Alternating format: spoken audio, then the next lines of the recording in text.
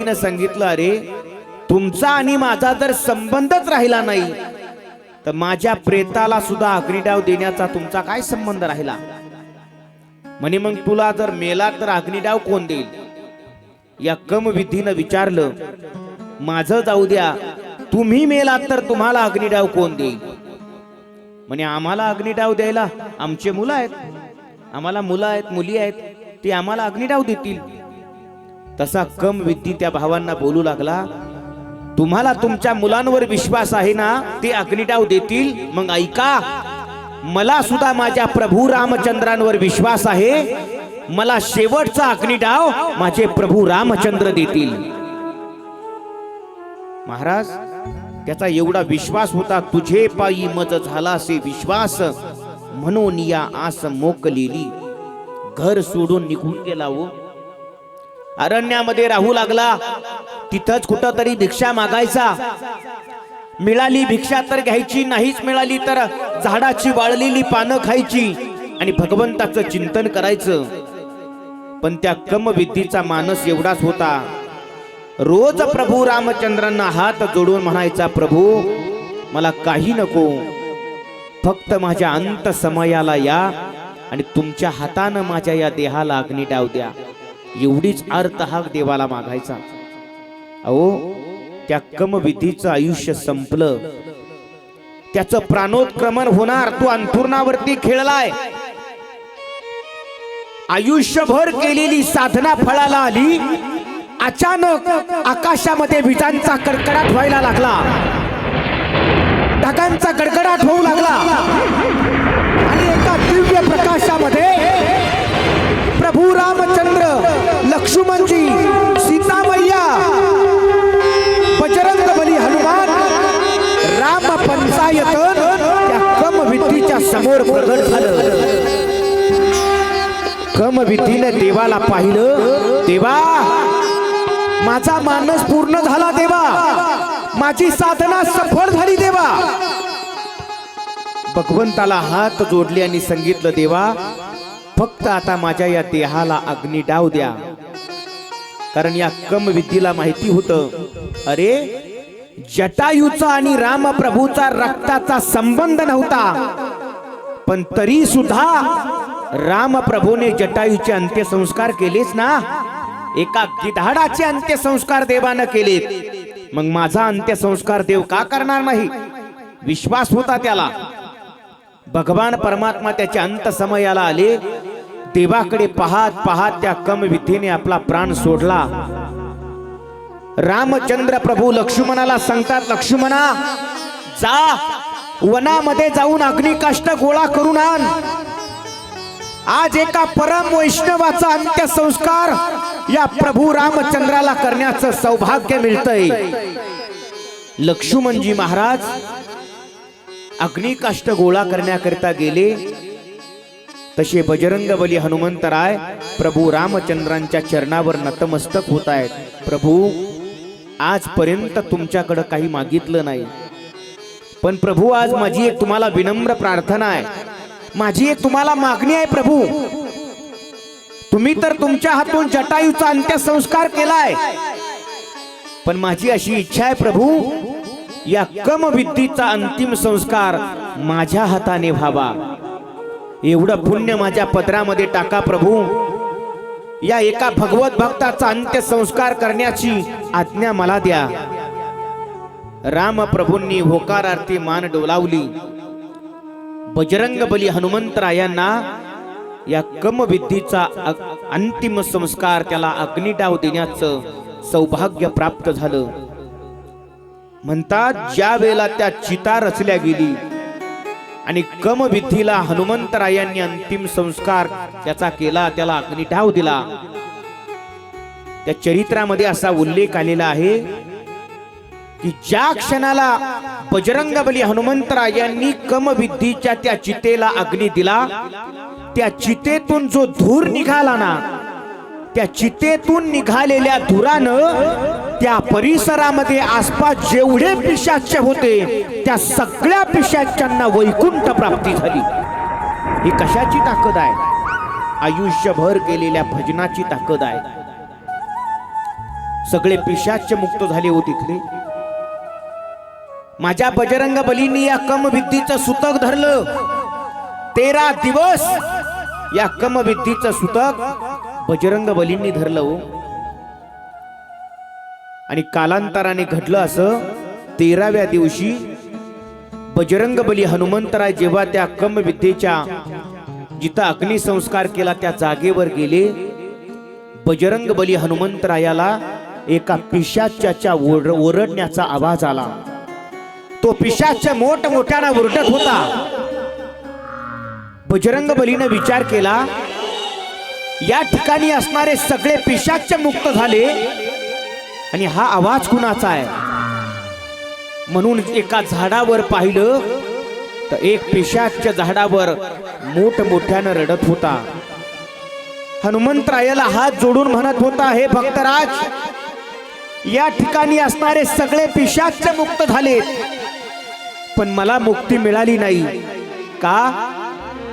ज्या वेळेला कमविद्येचा अंतिम संस्कार झाला त्यावेळेला मी या ठिकाणावरून काही अंतरावर होतो.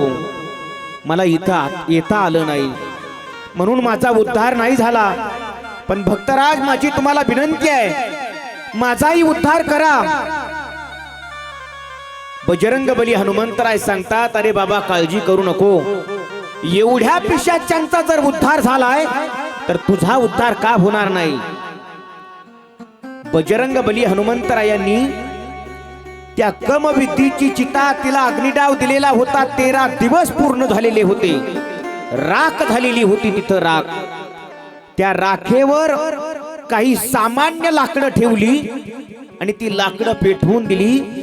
त्या लाकडातून सुद्धा जो धूर निघाला ना, त्या धुराने सुद्धा आणखी 10-5 पिशाच मुक्त होऊन गेले.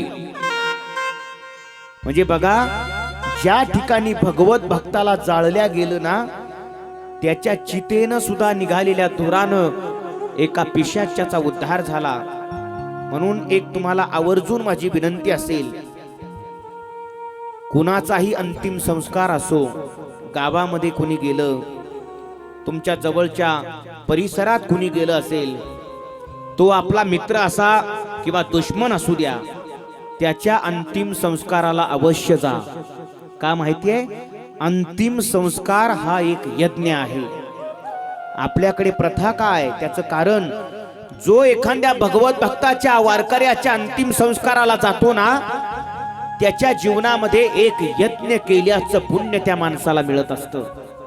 म्हणून नेहमी अंतिम संस्काराला जात असताना कधी मागं पुढं बघायचं नाही, कारण एका यज्ञाचं पुण्य आपल्या पदरामध्ये पडणार असतं.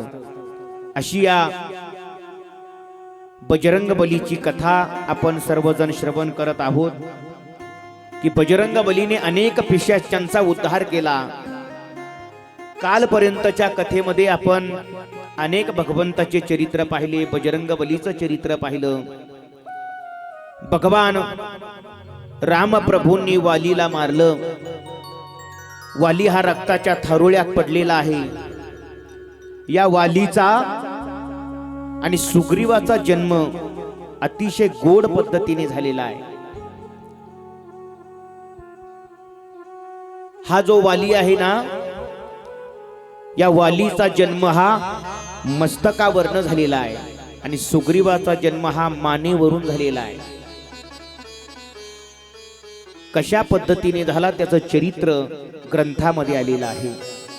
म्हटले, एकदा काय झालं, ब्रह्मदेव ध्यान करत असताना ब्रह्मदेवाच्या नेत्रातून अश्रू वाहू लागले.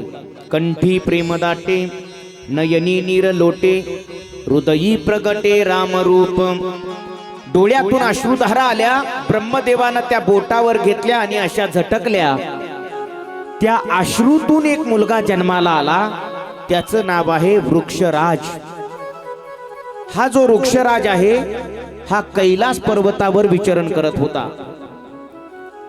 एक दिवसाची घटना, कैलास पर्वतावर एक सुंदर असं जलाशय होतं आणि त्या जलाशयाला पार्वतीचा शाप होता. त्या जलाशयामध्ये भगवान शंकरजी आणि पार्वती माता जलक्रीडा करत असताना सप्त ऋषी त्या ठिकाणी आले. पार्वती माता लाजली आणि त्या ठिकाणावरून गुप्त झाले. जात असताना पार्वतीने त्या जलाशयाला शाप दिला होता की आजपासून या जलाशयामध्ये जो स्नान करेल तो पुरुष असेल तर त्याचं रूपांतर स्त्रीमध्ये होईल. जलाशयाला शाप दिलेला होता आणि हा वृक्षराज त्या जलाशयाजवळ गेला, पाणी पिऊ लागला. याचंच प्रतिबिंब त्या जलाशयामध्ये दिसलं. याला वाटलं कोणीतरी शत्रू या पाण्यामध्ये लपलेला आहे, म्हणून त्यानं त्या शत्रूवर झेप घेतली. पाण्यामध्ये त्या जलाशयामध्ये पडल्याबरोबर त्या वृक्षराजाचं रूपांतर एका स्त्रीमध्ये झालं आणि ती स्त्री जेव्हा बाहेर आली ना, अतिशय लावण्यवती झालेली आहे. इंद्राने आणि सूर्याने त्या स्त्रीला पाहिलं. इंद्र आणि सूर्य कामांध झाले आणि त्याच वेळेला इंद्राचं तेज तिच्या मस्तकावर पडलं आणि तेज मस्तकावर पडल्यामुळे इंद्राच्या तेजातून जो मुलगा जन्माला आला त्याचं नाव इथं सांगितलेलं आहे वाली. आणि सूर्याचं तेज त्या स्त्रीच्या मानेवर पडलं, त्याच्यातून जो मुलगा जन्माला आला त्याचं नाव आहे सुग्रीव. वाली आणि सुग्रीव यांचा जन्म एक सूर्यपुत्र आहे आणि एक इंद्रपुत्र आहे.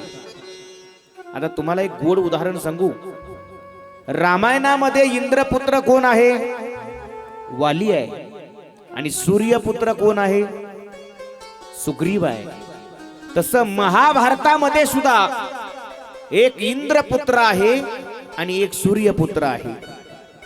महाभारतामध्ये इंद्रपुत्र कोण आहे? अर्जुन हा इंद्रपुत्र आहे. आणि महाभारतामध्ये सूर्यपुत्र कोण आहे? कर्ण हा सूर्यपुत्र आहे. म्हणजे महाभारतामध्येही सूर्यपुत्र आहे, इंद्रपुत्र आहे. रामायणामध्ये सुद्धा सूर्यपुत्र आहे, इंद्रपुत्र आहे. आता गंमत बघा, रामायणामध्ये सूर्यपुत्र सुग्रीव आहे, इंद्रपुत्र वाली आहे. मग रामायणामध्ये विजय सूर्यपुत्राचा झाला की विजय इंद्रपुत्राचा झाला? हे तुम्हाला समजलंय ना मी काय बोलतोय? सूर्यपुत्र कोण आहे? सुग्रीव. इंद्रपुत्र कोण आहे? वाली. मग रामायणात विजय सूर्यपुत्राचा झाला की इंद्रपुत्राचा झाला? रामायणात विजय सूर्यपुत्राचा झाला, सुग्रीवाचा. रामायणामध्ये सूर्यपुत्राचा विजय आहे, सुग्रीवाचा. आणि महाभारतामध्ये सुद्धा इंद्रपुत्र आहे अर्जुन आणि सूर्यपुत्र आहे कर्ण. विजय पुत्राचा होतो की इंद्रपुत्राचा होतो?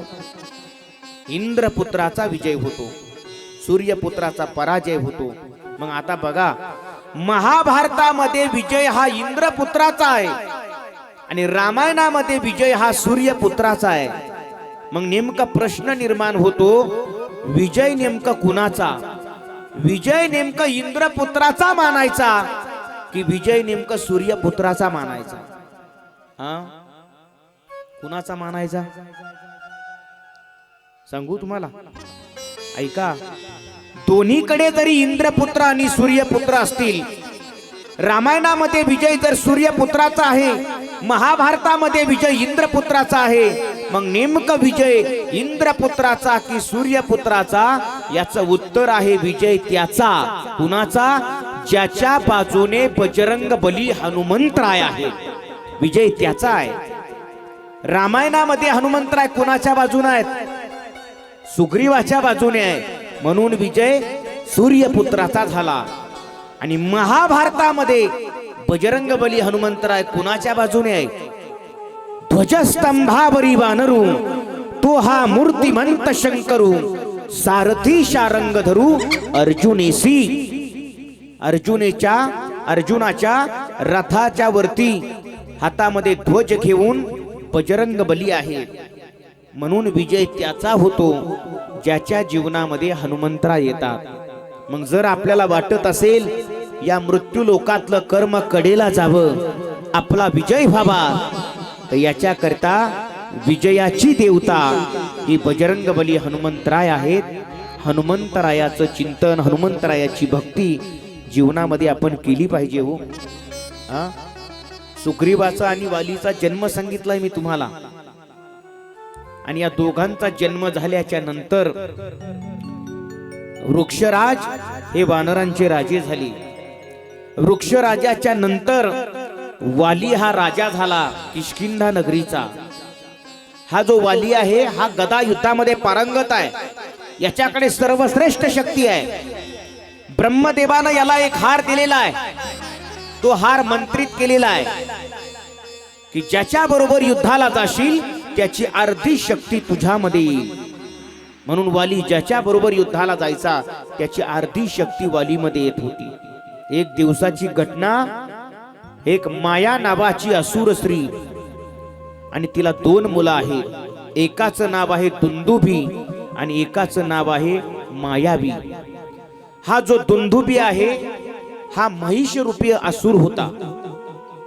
म्हशीच्या रूपामध्ये राहायचा. आणि या दुंदुभीने एक दिवस किष्किंधा नगरीच्या महाद्वारावरती जाऊन या वालीला युद्धाकरिता ललकारलं. ए वाली, बाहेर ये, माझ्या बरोबर युद्ध कर, बघू कोण जिंकतंय. वालीनं जेव्हा हे शब्द ऐकले, हातामध्ये गदा घेतली, गळ्यामध्ये हार परिधान केला आणि युद्धाकरिता निघाला. त्याच वेळेला वालीचं आणि या दुंदुभीचं भयानक मोठं युद्ध झालं. दुंदुभीला वालीनं एका गदेमध्ये गतप्राण केलं. पण एवढ्यावर थांबला नाही. वालीनं आपल्या पायाची अशी ठोकर त्या दुंदुभीच्या शरीराला मारली. ते उडालं आणि मातंग ऋषीच्या आश्रमामध्ये जाऊन पडलं. आता मातंग ऋषी म्हणजे साधना करण्याचं स्थान आहे त्यांचं. तिथं हरिभजन यज्ञ हवन होत आहेत. आणि इथं एका म्हैसाचं प्रेत पडलं. मातंग ऋषीला राग आला. कमंडलूतला पाणी हातामध्ये घेतलं आणि डोळे बंद करून शाप दिला. ज्यानं कुणी हे कृत्य केलं असेल माझा शाप आहे त्याला. तो या ऋषमुख पर्वताच्या आसपास जर आला तर त्याच्या मस्तकाचे 100 तुकडे होतील आणि त्याचा मृत्यू होईल. मातंग ऋषींनी शाप दिला होता. म्हणून तर सुग्रीव जेव्हा वालीला सोडून ऋषमुख पर्वतावर येऊन राहिला ना, त्याचं कारण हेच होतं. सुग्रीवाला माहिती होतं की वाली ऋषमुख पर्वतावर येऊ शकत नाही. जर वाली इथं आला तर वालीच्या मस्तकाचे 100 तुकडे होऊन जातील आणि वालीचा मृत्यू होईल. म्हणून त्या भीतीनं हा वाली कधीच तिकडे आला नाही हो, कधीच आला नाही. आणि शेवटी भगवान परमात्म्याने सुग्रीवाबरोबर मैत्री केली आणि सुग्रीवाबरोबर मैत्रीचा अग्नीच्या साक्षीने करार केलेला आहे. तो संस्कार म्हणतात त्याला. मी कालही सांगितलं, हातात हात देऊन फक्त करार होतो आणि करार 3 वेळेला बोललं तरी मोडतो. पण जो अग्नीनं झालेला संस्कार असतो ना, तो कधी मोडल्या जात नाही. भगवंताने सुग्रीवाबरोबर जी मित्रता केलेली आहे ना, ती अग्नीच्या साक्षीने केलेली आहे. महाराज नेहमी सांगत असतो, मित्र बनवा, एक तरी मित्र जीवनामध्ये बनवा. ऐका, एक तर मित्र भगवान कृष्ण परमात्म्यासारखा असावा किंवा एक तर मित्र कर्णासारखा असावा. का? अरे हातात शस्त्र धारण न करता सुद्धा आपल्या मित्राला विजयाच्या गादीवर बसवणाऱ्या कृष्णासारखा तरी मित्र बनवा. किंवा आपल्या मित्राचे 1000 अपराध माहिती असताना सुद्धा मरेपर्यंत मित्राच्याच बाजूने लढणाऱ्या त्या कर्णासारखा तरी मित्र बनवा. नाहीतर गुणानुवर्तक प्रेम करणारे या जगामध्ये लाखो मित्र मिळतात. लाखो मित्र मिळतात. तुम्ही बघा, लग्न असेल तर मित्र नाचायला डीजेच्या मागं असतात का डीजेच्या पुढं असतात? डीजेच्या पुढं असतात ना, कारण तो आनंदाचा प्रसंग आहे. मित्र आनंदात पुढे असतात, दुःखात मित्र पुढे नसतात. खरा मित्र दुःखात पुढे पाहिजे. लग्नामध्ये मित्र नवरदेवाच्या पुढे असतात आणि तोच नवरदेव म्हातारा होऊन मेला की त्याच्या अंत्ययात्रेमध्ये तेच मित्र कुठं असतात? पाठीमागं असतात ना हो. मित्रता अशी नकोय. मित्र नेहमी सांगत असतो, मित्र बनवायचा असेल तर माझ्या बजरंग बलीला मित्र बनवा, नक्की तुमच्याकरता धावून येईल महाराज. माझ्या प्रभू रामचंद्रांना मित्र बनवा, नक्की धावून येतील. नवे नवे माझ्या कृष्ण कन्हैयाला मित्र बनवा, तो कन्हैया सुद्धा नक्की धावून येईल हो. त्याला म्हणा तुम्ही हात जोडून, काली कमली वाला मेरा यार है, मेरे मन का मोहन तू दिलदार है, काली कमली वाला मेरा यार है, मेरे मन का मोहन तू दिलदार है, तू मेरा यार है, मेरा दिलदार है, तू मेरा यार है, मेरा दिलदार है, वही वही वही काली कमली वाला मेरा यार है, मेरे मन का मोहन तू दिलदार है, ओ काली कमली वाला मेरा यार है, ओहो मेरे मन का मोहन तू दिलदार है. टाळी वाजवा सर्व, टाळी.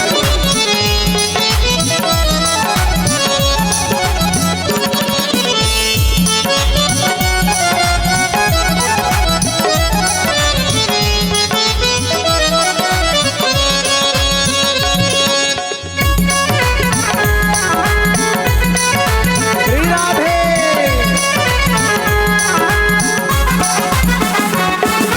मनमोहन मैं तेरा दीवाना, गाओ बसा भयही तेरा, गाओ बसा भयही तेरा, गाओ बसा भयही तेरा. ओ मनमोहन मैं तेरा दीवाना, गाओ बसा भयही तेरा, गाओ बसा भयही तेरा, गाओ बसा भयही तेरा.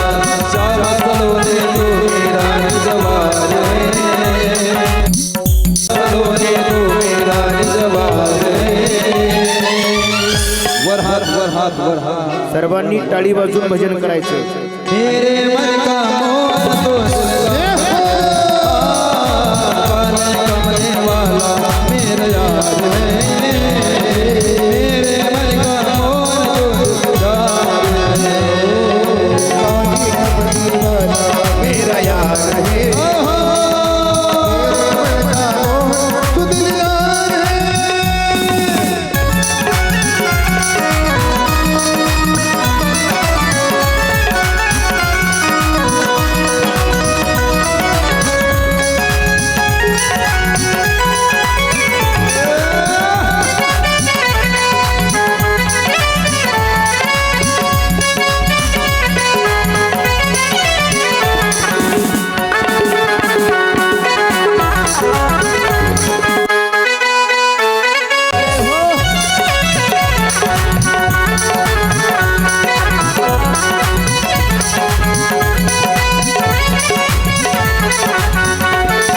तू मेरा मैं तेरा प्यार, ये जीवन अब तेरे सहारे, ये जीवन अब तेरे सहारे, ये जीवन अब तेरे सहारे. तू मेरा मैं तेरा प्यार, ये जीवन अब तेरे सहारे, ये जीवन अब तेरे सहारे, ये जीवन अब तेरे सहारे. तेरे हर वादे मुझे इतबार है, तेरे हर वादे मुझे इतबार है, मेरे मन का मोहन तो दिलदार है, काले कमले वाला मेरा यार है, मेरे मन का मोहन तो दिलदार है.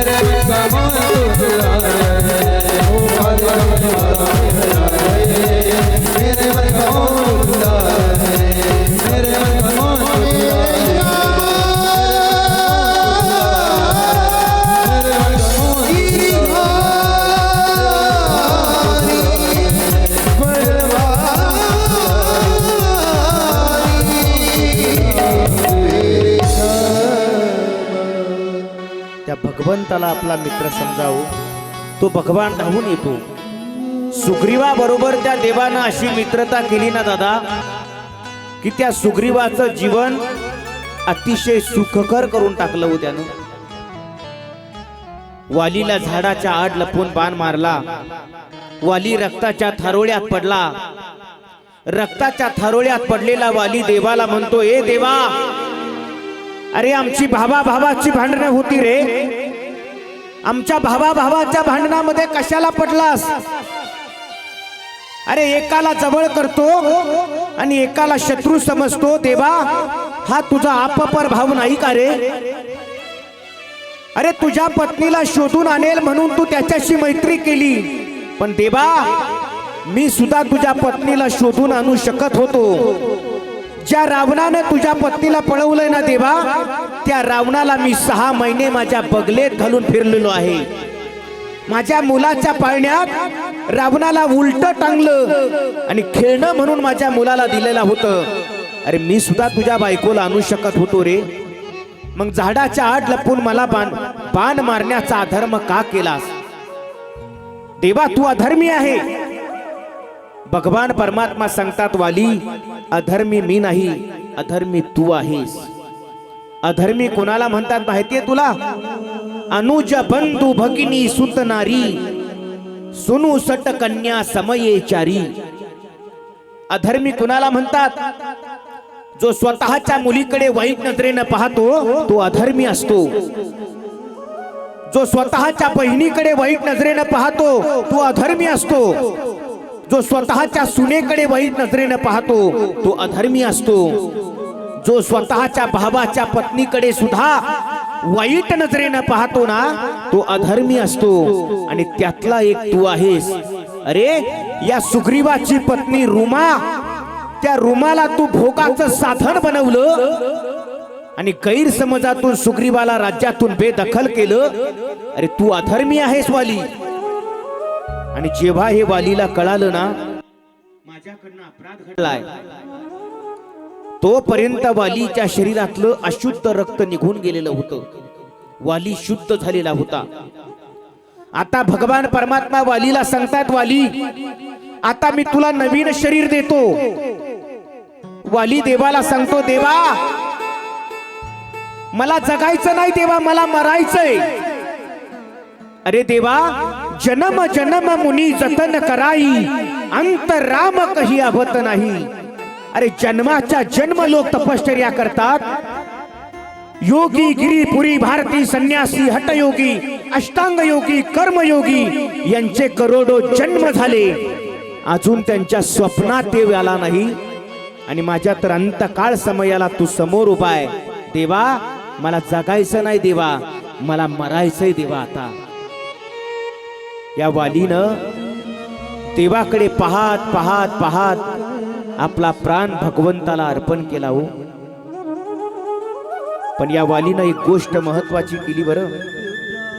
मरण्याच्या अगोदर वालीने स्वतःचा मुलगा अंगद, त्या अंगदाचा हात भगवंताच्या हातात दिला आणि मग प्राण सोडलाय. आता ही मी कथा तुम्हाला वालीची सांगतोय. त्या वालीचं चाललंय असं म्हणून ऐकू नका. आपण सुद्धा सगळे वालीच आहोत. आपल्याला सुद्धा एक दिवस जायचंय. आपल्याकडनं सुद्धा पाप पुण्य घडलेलं आहे. पण दादा, त्या वालीनं जसं केलं ना, आपल्या मुलाचा हात देवाच्या हातात दिला आणि प्राण सोडला, तसं मरण्याच्या अगोदर आपल्या मुलाचा हात गावातल्या एखाद्या वारकऱ्याच्या हातात द्या आणि मग मरा. कारण त्याच्यानंतर कमीत कमी त्याचा काहीतरी फायदा होईल, तो भगवंताच्या भक्तीला लागेल. वालीला फायदा झाला ना हो. वालीनं आपल्या मुलाचा हात भगवंताच्या हातात दिला आणि मग प्राण सोडला. त्याचा फायदा वालीला असा झाला, सुग्रीवाच्या नंतर राजगादी सुग्रीवाच्या मुलाला नाही मिळाली, वालीच्या मुलाला अंगदाला राजगादी मिळालेली आहे. हा परिणाम कशाचा? आपल्या मुलाचा हात देवाच्या हातात दिला आणि आता मात्र भगवान परमात्म्याला सुग्रीवजी महाराज सांगू लागले, प्रभू, एक दिवसाची घटना, आम्ही सर्व वानर अरण्यामध्ये बसलेलो असताना आकाश मार्गाने अचानक आम्ही आवाज ऐकला, हे राम, हे राम, हे राम. एक दुष्ट प्रवृत्तीचा राक्षस रावण सीता मातेला घेऊन जात होता. सीता मातेनं आम्हाला पाहिलं आणि एका वस्त्रामध्ये आपले अलंकार टाकले आणि ते अलंकार आमच्या दिशेने झोकून दिले. सुग्रीवानं आज्ञा दिल्याबरोबर एका वानरानं ते अलंकार आणले आणि प्रभूंना सांगितलं, प्रभू हे अलंकार मातेचेच आहेत का? रामचंद्र प्रभूंनी फक्त ते अलंकार ज्याच्यात ठेवलेले होते त्या शालीचाच रंग पाहिला हो, आणि प्रभू इतके भावुक झाले की प्रभूला बोलताच येईना. एका क्षणात प्रभूंनी ओळखलं की हे अलंकार सीतेचेच आहेत. लक्ष्मणाला म्हणतात, लक्ष्मणा बघ रे, अलंकार सीतेचेच आहेत का? लक्ष्मणजीने अलंकार पाहिले आणि त्या अलंकारातून फक्त एक पायातलं पैंजण हातामध्ये घेतलं आणि प्रभूकडे पाहिलं आणि सांगितलं, प्रभू हे पैंजण मातेचंच आहे. रामचंद्र प्रभू लक्ष्मणाला विचारतायत, लक्ष्मणा तू याच्यातून पैंजण बाजूला काढलं आणि सांगतोय हे पैंजण सीतेचं आहे, मातेचं आहे का रे लक्ष्मणा? तुला सीतेच्या कानातलं ओळखू नाही आलं? तुला सीतेच्या गळ्यात ते अलंकार ओळखता आले नाही? तुला सीतेचे बाजूबंद ओळखता आले नाही? त्यावेळेला लक्ष्मणानं दिलेलं उत्तर आहे, लक्ष्मणजी रामप्रभूंना सांगतोय,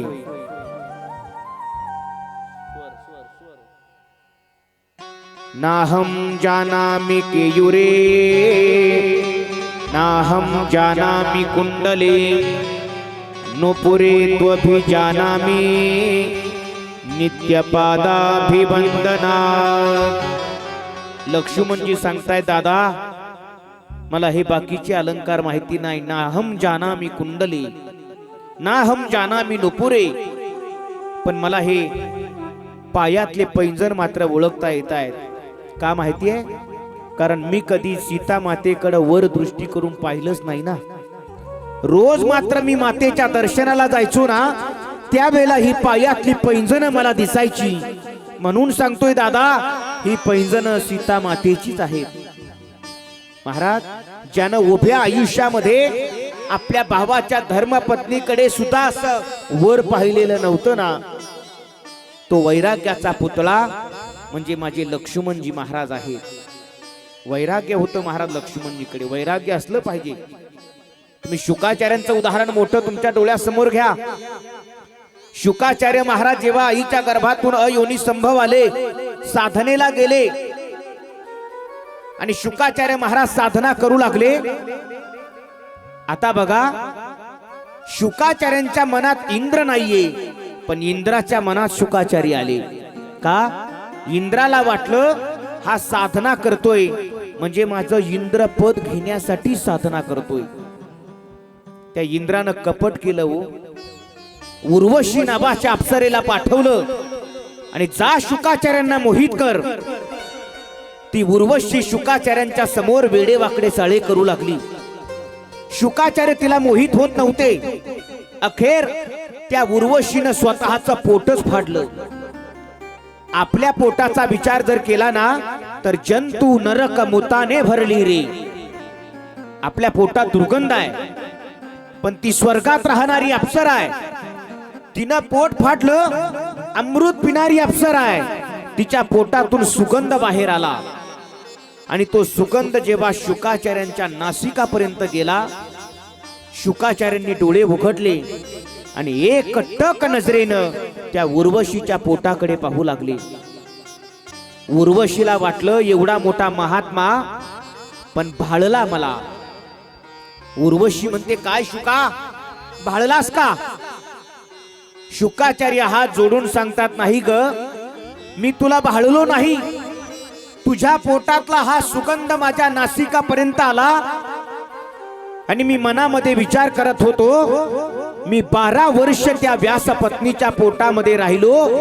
किती दुर्गंध होता तिच्या पोटामध्ये. 12 वर्ष त्या व्यासपत्नीच्या पोटामध्ये राहून तो दुर्गंध सहन केला. म्हणून आज मी मनामध्ये विचार करत होतो, 12 वर्ष त्या व्यासपत्नीच्या पोटात राहण्यापेक्षा 12 वर्ष जर तुझ्याच पोटात राहिलो असतो तर किती बरं झालं असतं.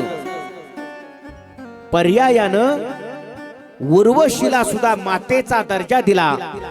हे वैराग्य आहेत महाराज शुकाचार्यांचं. वैराग्य पाहिजे जीवनामध्ये, वैराग्य फार महत्वाचं आहे. योगाची संपदा त्याग आणि शांती. त्याग शांती जीवनामध्ये पाहिजे दादा. आम्ही ज्या संस्थेमध्ये शिकलो ना, स्वानंद सुख निवासी सद्गुरु जोग महाराज, जोग महाराजांचं वैराग्य सांगू तुम्हाला एका मिनिटात. जोग महाराज पुण्याला बागेमध्ये ज्ञानेश्वरी सांगायची आणि जोग महाराजांची ज्ञानेश्वरी ऐकायला त्या काळी लोकमान्य टिळक समोर बसलेले असायचे. गावातील एक श्रीमंत सद्गृहस्थ लोकमान्य टिळकांना म्हटला, टिळक आपल्या बंगल्यावर चहा घ्यायला या. पण लोकमान्य टिळक काय गेले नाही. त्या श्रीमंतांना विचार केला, एक काम करू, ही ज्ञानेश्वरी जो महात्मा सांगतोय ना, या ज्ञानेश्वरी सांगणाऱ्या बाबालाच आपल्या बंगल्यात घेऊन जाऊ, म्हणजे टिळक आपोआप त्यांच्या मागे येतील. दुपारची वेळ, जोग महाराज वाम कोक्षी करता पडले. त्या श्रीमंतांना पोतभर पैसे घेतले आणि जोग महाराजांच्या समोर ते पोत जोग महाराजांच्या समोर टाकलं.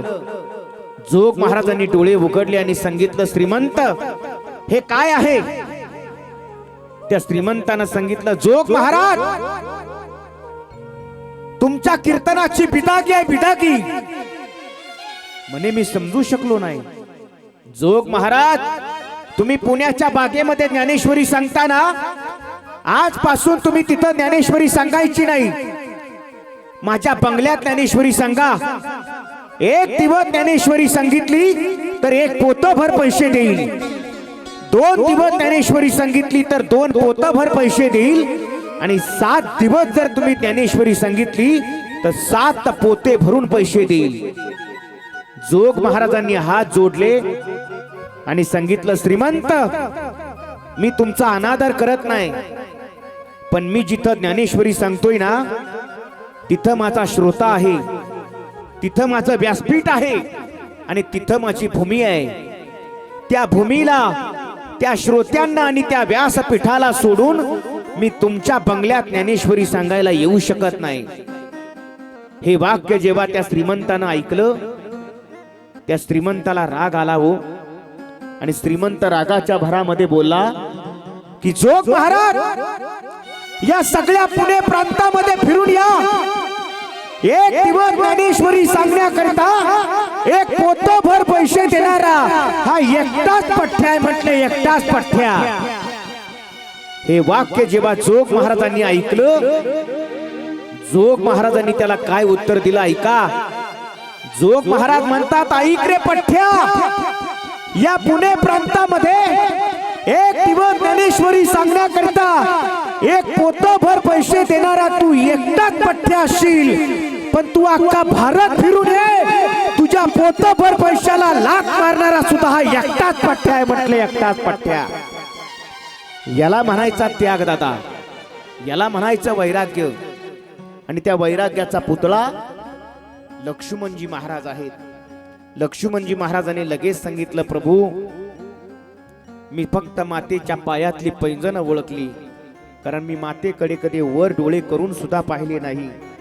अहो जीवनामध्ये, आयुष्यामध्ये त्या भावाच्या धर्मपत्नीला सुद्धा मातेचा दर्जा देऊन अखंड सेवा केली हो. 14 वर्ष झोपला नाही महाराज. रामायणातलं हे महत्वाचं पात्र आहे की 14 वर्ष झोपला नाही. कोण? लक्ष्मणजी महाराज. आणि एक पात्र असं आहे की ते 14 वर्ष झोपून होतं. कोण? लक्ष्मणजी महाराजांची धर्मपत्नी उर्मिला. आपला नवरा तिकडे जागतोय ना, आपण इकडे झोपायचं. 14 वर्ष झोपली महाराज ती उर्मिला. आणि हे सगळं झाल्याच्या नंतर आता मात्र सुग्रीवाला रामप्रभू सांगतात, सुग्रीवजी पावसाळ्याचे दिवस सुरू झाले, आपल्याला मोहिमेला जाता येणार नाही. पावसाळा संपेपर्यंत आम्ही प्रबर्शन पर्वतावर आराम करतो, चातुर्मास तिथं करणार आहोत. पावसाळा संपला की आपण पुढच्या मोहिमेला सुरुवात करू. आणि असं म्हणून प्रभू रामचंद्र प्रबर्शन पर्वतावर जात आहेत. आणि तिथं गेल्याच्या नंतर 4 महिने साधना करतायत. त्या 4 महिन्यामध्ये इकडं काय घडलं माहितीये? वाली मेल्याच्या नंतर वालीची पत्नी तारा ही सुग्रीवाची पत्नी झालेली आहे. कारण त्या काळच्या चालीरीती तशा होत्या. आपला भाऊ जर मरण पावला तर लहान भावाने मोठ्या भावाच्या धर्मपत्नीचा स्वीकार करायचा. आजही ही परंपरा, तुम्ही जर मध्य प्रदेशात बुंदेलखंडामध्ये गेलात, तिकडं अनेक गावामध्ये ही परंपरा चालू आहे, आजही चालू आहे. मोठं उदाहरण घ्या, रावण गेल्याच्या नंतर रावणाची धर्मपत्नी मंदोदरी ही विभीषणाची पत्नी होती. त्या काळातल्या त्या चालीरीती होत्या. तारा आता सुग्रीवाची पत्नी झालेली होती. आणि त्यामुळे तो सुग्रीव इतका भोग विलासामध्ये रमून गेला की पावसाळ्याचे 4 महिने संपून गेले तरी सुद्धा सुग्रीवाला ध्यानात राहिलं नाही की आपल्याला मोहिमेला जायचंय. आपण वचन दिलंय प्रभूंना की तुमच्या धर्मपत्नीला शोधून आणण्याकरता मी सगळी वानर सेना घेऊन येईल. भोग विलासामध्ये रमून गेला. इकडं प्रभू रामचंद्र प्रबर्शन पर्वतावर आहेत. लक्ष्मणजीला सांगतात, लक्ष्मणा जा किष्किंधेमध्ये आणि सुग्रीवाला जाऊन माझा निरोप दे की ज्या बाणाने मी वालीला संपवलं तो बाण अजून माझ्या भात्यात येऊन विसावलेला आहे. जर तू वचन पाळलं नाही तर तो बाण तुझ्यावर सुद्धा येऊ शकतोस. लक्ष्मणजी महाराजांचा क्रोध सुद्धा अनावर झालेला आहे. रागाच्या भरामध्ये लक्ष्मणजी महाराज आता या किष्किंधेच्या दिशेने येत आहेत. आता जर लक्ष्मणाच्या समोर जर सुग्रीव आला तर लक्ष्मणजी सुग्रीवाला सोडणार नाही, प्रचंड पदाटल्याशिवाय राहणार नाही. हे माहिती होतं हनुमंतरायाला. हनुमंतरायानं अशी योजना आखली महाराज तिथं. हनुमंतरायाला लक्ष्मणाची कमजोरी माहिती होती. या लक्ष्मणाच्या समोर जर स्त्री आली ना तर याची मान लगेच खाली व्हायची महाराज. आणि मग हनुमंतरायाने योजना केली, तारेला सांगून ठेवलं, लक्ष्मणजी किष्किंधेच्या महाद्वारावर आले की तू लगेच सुग्रीवजींच्या महलाच्या महाद्वारावर येऊन उभं राहायचं. लक्ष्मणजी आले, तुझ्याकडे पाहिले की त्यांनी खाली मान घातली पाहिजे. का? रागात आलेले आहेत ना, रागाच्या भरामध्ये काही करू शकतात. त्यांचा राग शांत कधी होणार? तुझ्याकडे पाहून त्यांनी खाली मान घातली का राग शांत होणार. तुम्ही प्रयोग करून पहा. खाली मान घालावर राग आल्यावर रागावता येतं का? अहो, खाली मान घालून रागावताच येत नाही. तुम्ही किती प्रयत्न करा. म्हणून मी नेहमी सांगत असतो, ज्याला जास्त क्रोध येतो ना त्यांनी क्रोध आला की अशी खाली मान घालायची, आपोआप क्रोध कमी होत जातो महाराज. तसं आता लक्ष्मणजी महाराज महाद्वारावर आले. त्याच वेळेला अचानक अंगदाने धनुष्य हातामध्ये उचलला. धनुष्याचा दोरखंड कानापर्यंत ओढला आणि सोडल्याबरोबर प्रचंड मोठा टणत्कार झाला. तो टणत्कार का केला होता माहितीये? सुग्रीवाला ही एक कल्पना होती त्या टणत्काराच्या आवाजाने की लक्ष्मणाचं आगमन महाद्वारावर झालेलं आहे. लक्ष्मण रागाच्या भारात येतोय आणि अचानक समोर लक्ष्मणजीच्या तारा आली. बर, तारा तशी नाही आली बरं का, तारा सुद्धा थोडी प्यालेली आहे. हे मी फार धाडसानं इथं बोलतोय. तारा प्यालेली आहे हे मी नाही बोलत, स्वतः वाल्मिकजी सांगतायत की त्या वेळेला तारा दारू पिलेली होती. वाल्मिकजींचं इथं संभाषण आलेलं आहे. ज्या वेळेला तारा दारूच्या मदमस्तीमध्ये तिचा तोल जातोय, तिनं कपडे सुद्धा अर्धवट घातलेले आहेत, डोळे लाल बुंद झालेले आहेत, डोळे तारावलेले आहेत आणि मदिरा पान केलेली तारा आता लक्ष्मणजी महाराजांच्या समोर येते. हो,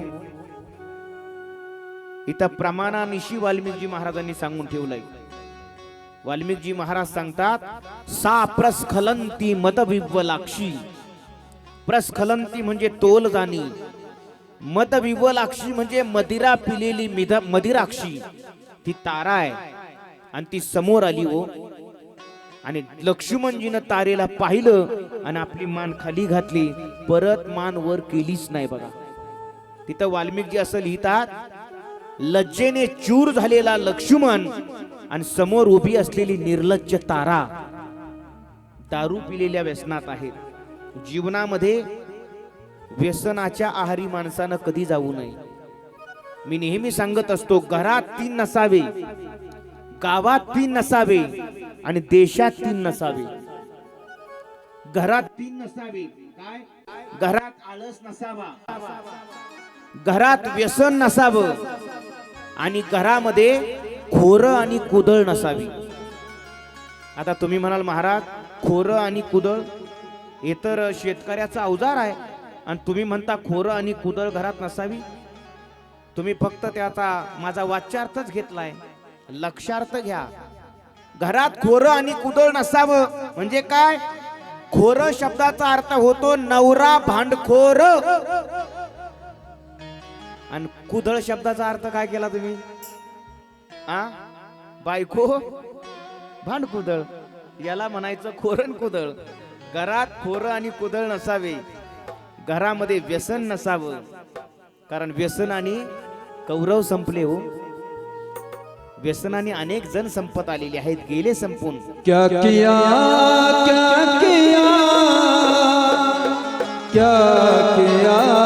रे तूने जीवन गवा दिया, तूने जीवन गवा दिया. क्या किया रे जिस पाना था उसको तो दिया रे, जिस पाना था उसको तो दिया. क्या किया क्या किया क्या किया रे, क्या किया क्या किया क्या किया रे. तूने जीवन गवा दिया, तूने जीवन गवा दिया. क्या किया रे जिसे पाना था उसको तो खो दिया रे, जिसे पाना था उसको तो खो दिया रे.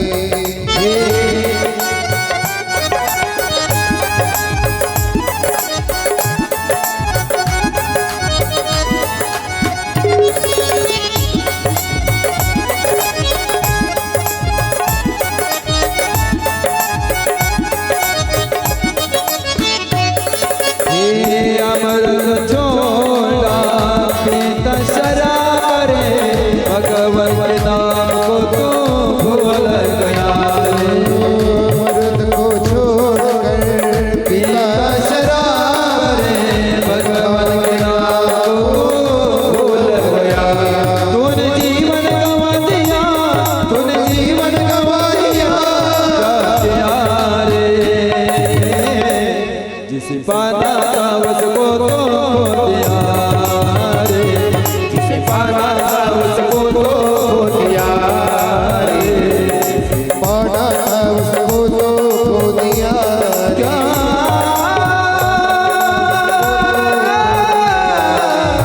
किया रे जिस पाना उसको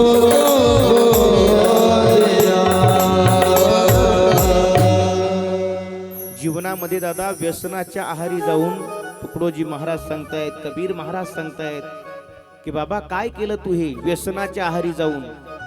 प्रपंचही बर्बाद होतो महाराज. व्यसन माणसानं करू नये, कौरव संपली सगळी. घरात व्यसन नसावं. नंतर सांगितलंय घरामध्ये आळस नसावा. म्हणजे घरात 3 गोष्टी नसाव्या, आळस नसावा, व्यसन नसावं, खोरं आणि कुदळ नसावं. आता गावात 3 नसावे. गावात चोरी करणारा नसावा, गावामध्ये चहाडी लावणारा नसावा आणि गावामध्ये व्यभिचार करणारा नसावा. देशात पंथी नसावे, देशात अनाचार नसावा, देशात अत्याचार नसावा आणि या भारत देशात भ्रष्टाचार नसावा. या 3 गोष्टी देशात सुद्धा नसल्या पाहिजे महाराज. या जीवनाला आपल्याला अधोगतीकडे घेऊन जात आहेत. या गोष्टीपासून आपण लांब राहिलं पाहिजे. तारा व्यसनाच्या आहारी गेलेली होती.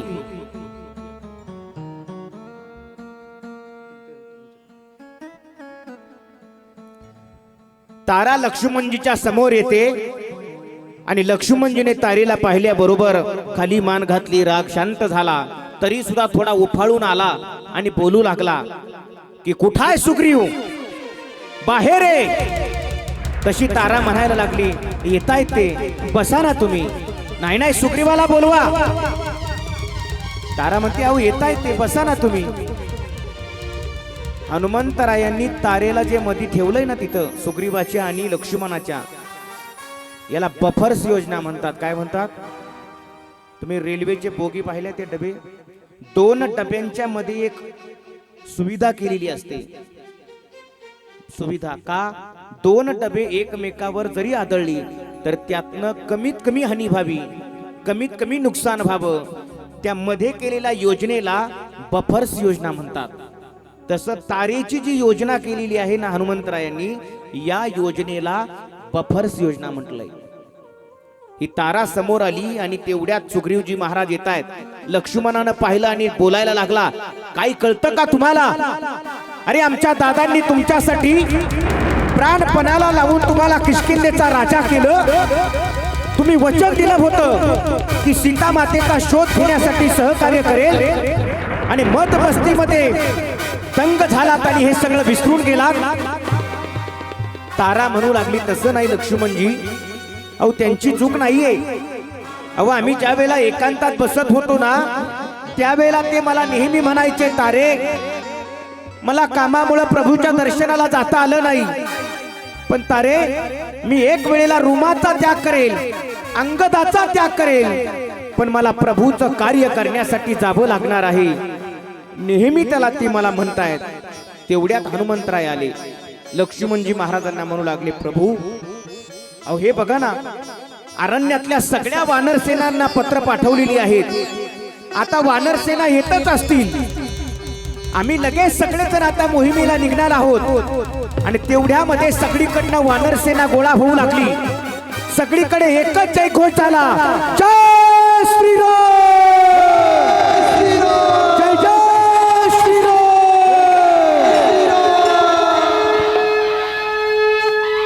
सगळी वानरसेना एकत्र आली हो. 18 पद्म वानर बोलता बोलता त्या किष्किंधेच्या महाद्वारावरती गोळा झाले. आणि आता मोहिमेला निघायचंय. प्रभूंना आणण्यासाठी काही वानर सैन्य गेलंय, प्रभूंना घेऊन आलेत. आणि आता सगळ्या वानर सेनेच्या तुकड्या पाडण्यात आल्या.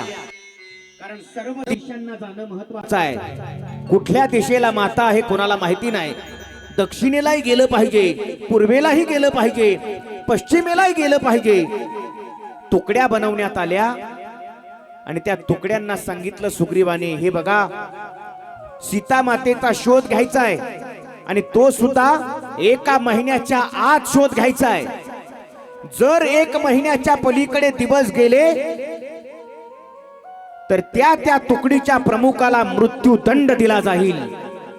आणि महाराज सगळ्या तुकड्यांना पाठवण्यात काम चालू झालं. दक्षिण दिशेला एक तुकडी पाठवण्यात आली. त्या तुकडीचा प्रमुख हा वालीचा मुलगा अंगद होता. आणि त्या अंगदाला सांगितलं की तुम्ही दक्षिण दिशेला जा आणि मातेचा शोध घ्या. आता ही अंगदाची तुकडी, तिच्यामध्ये हनुमंतराय आहेत. त्या तुकडीमध्ये जुने जाणते जांबुवंत महाराज आहेत. तसे तरुण सगळेच वानर होते त्याच्यात. मी नेहमी सांगत असतो, तुम्हाला एखादं मोठं कार्य करायचं असेल ना तर तरुणांकडे नियोजन असलं पाहिजे. तरुणांकडे नियोजन नक्की असलं पाहिजे. पण त्या सगळ्या तरुणांमध्ये एखादा वृद्ध जाणता सुद्धा असला पाहिजे. तसं या अंगदाच्या तुकडीमध्ये सगळे तरुण आहेत. पण त्याच्यामध्ये एक वृत्त जाणता सुद्धा आहे. कोण? जांबुवंतजी महाराज. जांबुवंत हे ब्रह्मदेवाचे अंश आहेत. आणि त्याच वेळेला महाराज ती जांबुवंताची, अंगदाची आणि हनुमंतरायाची तुकडी आता दक्षिण दिशेला निघाली. वनामध्ये सीता मातेचा शोध घेण्याचं काम चालू आहे. जे जे दैत्य आडवे येत होते त्यांना यमसदनी पोहोचवण्याचं काम चालू होतं. ज्या ज्या साधूंचे आश्रम येत होते त्या साधूंचा आशीर्वाद घेत होते आणि सांगत होते, आम्ही एका मोहिमेला निघालो आहे, आम्हाला आशीर्वाद द्या. आशीर्वाद घेऊन पुढे निघत होते. अनेक वनामध्ये मातेचा शोध चालू आहे. अचानक एक वन असं लागलं की त्या वनामध्ये खायलाही फळ नाही, प्यायलाही पाणी नाही. आणि वन इतका घनदाट होता की कुठल्याही रस्त्यानं गेलं की फिरून परत त्याच जागेवर यायची. वाल्मिक महाराजांनी त्या वनाला संसाराची उपमा दिलेली आहे. संसाराची. आपल्याकडे ते जुन्या काळामध्ये तेल वगैरे काढायची, त्याला काय म्हणायची? ते घाणा. घाणा आहे का? घाणा म्हणतात. त्या घाण्याला किंवा आताही रस्त्याच्या कडेला असतं ना हो, येथे उसाचा ताजा स्वच्छ थंड लिंबू पिळून, बर म्हणतो बाबा आता रस मिळालाय का नाही, तिथं असतं लिहिलेलं. मग तुम्ही त्याच्याकडे बघितलं का? त्याला बैल जुंपवलेला असतो. बैल. महिला मंडळ, एक बैल जर चालायला लागला तर एका तासाला किती किलोमीटर चालेल? तुम्ही सगळे शेतकरी आहात. भिकाभाऊ महाराज साधारण 5 किलोमीटर तर चालेल ना. मग त्या घाण्याला बैल जुंपवला. वेळ कमी असल्यामुळे लगेच जुंपवला. घाण्याला बैल जुंपवला. सकाळी 7 वाजता सोडला, दुपारी 12 वाजता. बैल किती तास चालला? 7 ला जुंपवलाय आणि दुपारी 12 ला सोडलाय. किती तास चालला? 5 तास. बरोबर. एका तासाला 5 किलोमीटर अंतर कापून जातो. 5 तासात त्यानं किती अंतर कापलं असणार? 25 किलोमीटर. कारण तो जुंपवलाय 7 वाजता, सोडलाय 12 वाजता. किती तास चाललाय? 5 तास. अंतर किती कापून गेलाय? मी तुम्हाला हे डबल म्हणूनच सांगितलं, तरी तुम्ही मला 25च उत्तर दिलं. अहो, तो बैल घाण्याला जुंपवलेला आहे. तो सकाळी जिथून सुरू झाला ना, दुपारी 12 ला सोडला तरी तो तिथंच होता. कोण? बैल. कोणता बैल? म्हणा घाण्याचा बैल. हे घाण्याच्या बैलाचं सांगतोय का मी? अहो, आपलंही तेच झालंय. या संसारामध्ये अनेक वर्ष, 5-50 वर्ष निघून गेले, पण जेव्हा संसारामध्ये सिंहावलोकन करून मागे बघावं ना, तेव्हा लक्षात येतं जिथून बैल जुंपवलेला होता ना, आजही बैल तिथंच आहे. प्रगती काही नाही जीवनामध्ये. म्हणून त्या वनाचंही तसंच सांगितलंय. संसार रूपी वन. त्या वनामध्ये सगळे वानर फिरायचे, एकाच जागेवर यायचे. फळही नाहीत वृक्षांना. सगळ्या वानरांना तहान लागली, भूक लागली, अन्नाचा कण नाही. आता वानर आडवी पडायला लागली, एकमेकाला म्हणायला लागली आता काय खरं नाही. एकमेकाजवळ निर्वाणीचे निरोप देऊ लागले, जर वाचून तू घरी गेलास तर माझ्या घरच्यांना सांग की तुझी आठवण करता करता गेली. निर्वाणीचे निरोप सुरू झाले. तसं बजरंगबली हनुमंतरायांनी पाहिलं, वानरांना तहान लागली, भूक लागली, काहीतरी केलं पाहिजे. का? या संकटाच्या समयामध्ये फक्त एकच पात्र आहे बजरंगबलीचं, की जे समोर येऊन आपल्याला सहकार्य करतं. महाराज हनुमंतरायांना, आता बघा इथं एक गुपित आहे. सगळ्यांना तहान लागली होती, पण हनुमंतरायांना तहान लागली नव्हती. सगळ्यांना भूक लागली होती, पण हनुमंतरायांना भूक लागली नव्हती. का माहिती आहे? जेव्हा हनुमंतराय निघाले होते ना, तेव्हा प्रभूला म्हटले होते, प्रभू कदाचित आम्ही सीता मातेला भेटूही, पण सीता मातेला आमच्यावर विश्वास बसला पाहिजे ना, की आम्ही तुमचे दूत आहोत. म्हणून काहीतरी खून द्या, की सीता मातेला दाखवल्याबरोबर मातेला विश्वास पटेल. म्हणून प्रभूंनी आपल्या बोटातली मुद्रिका हनुमंतरायांना दिली होती. आणि ती मुद्रिका तिच्यावर राम नाम अंकित केलेलं होतं. आणि ती प्रभूकडे कशी आली माहितीये? ज्या वेळेला नौकेतून पार करायचं होतं ना, केवटाला म्हटले होते आम्हाला पार करून टाका. त्यावेळेला सीता मातेच्या बोटातली अंगुठी सीता मातेनं प्रभूकडे दिली आणि सांगितलं त्या केवटाला म्हणावं आमच्याकडे धन नाहीये, ही अंगुठी तुला घे पण आम्हाला पलीकडे घेऊन चल. पण त्या केवटानं त्या अंगुठी घ्यायला नकार दिला. ती अंगुठी तशीच देवानं आपल्या बोटात ठेवलेली होती आणि तीच अंगुठी भगवंताने हनुमंतरायाकडे दिली. आणि ती अंगुठी हनुमंतरायांनी कुठं ठेवली होती? प्रभू मुद्रिका मेली मुख माही जलधी लांदी गई अचरज नाही. प्रभू मुद्रिका मेली मुख माही मुखामध्ये ठेवलेली होती आणि राम नाम मुखामध्ये असल्यामुळे सगळ्या वानरांना तहान लागली पण माझ्या हनुमंतरायाला तहान लागली नाही. सगळ्या वानरांना भूक लागली पण माझ्या हनुमंतरायाला भूक लागली नाही. हो, विचार करताय त्या वानरांना सुखी करायचंय, उंच उड्डाण करतायत, एका उंच पर्वतावर जातायत, सगळीकडे निरीक्षण करून पाहतायत. तर हनुमंतरायांना असं दिसलं एका गुहेतून काही पक्षी किलबिल किलबिल आवाज करत बाहेर येत होते. आपले पंख झटकत होते आणि त्या पंखावरनं काही पाण्याचे बुंद वरती उडत होते. हनुमंतरायांनी पाहिलं आणि जाणलं ज्या आरती या पक्ष्यांच्या अंगावर पाणी उडतंय त्या आरती इथं जवळ कुठं तरी पाणी असलं पाहिजे. हनुमंतरायांनी उड्डाण केलं आणि त्या गुहेमध्ये गेले. आतमध्ये जाऊन पाहिलं तर भलं मोठं तलाव. त्या तलावाच्या चहूबाजूने अनेक फळांची झाडं आहेत. मोठमोठ्या फळांच्या घडी लोंबकळतायत.